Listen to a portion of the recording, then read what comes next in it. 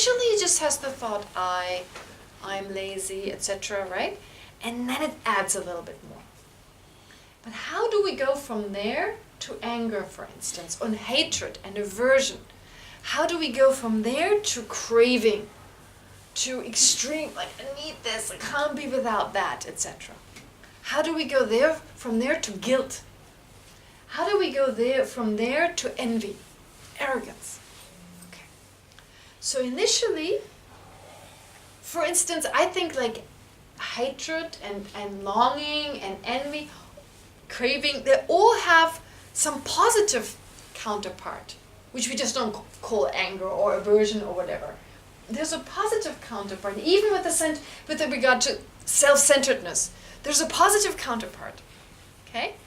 Which then, by always adding things that are not rooted in reality, it becomes something negative and harmful.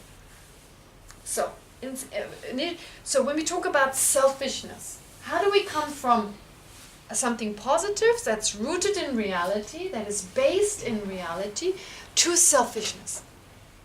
Okay, it starts off, I label I on the basis of the hand writing something, or on the basis of the mind thinking something. I say I think. Okay.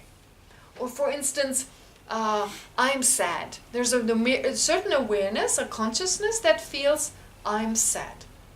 No, that feels sadness. And so on the basis of that, another consciousness labels I'm sad. Because there's a consciousness that feels sadness. So I label on that consciousness. On the basis of that, I label I'm sad. Okay. Right?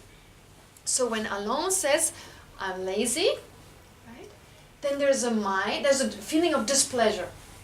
There's a feeling of displeasure that arises as a result of that. And then I feel I'm displeased. I've been harmed. What is being harmed? The feeling of happiness, basically, right? A feeling of happiness cannot arise now. A feeling of suffering arises instead. And now I say, I'm harmed. Okay, that's it. But what happens then, the next step? So after so initially I just feel I, and that's correct. Even saying I'm harmed when just a consciousness, that's also correct.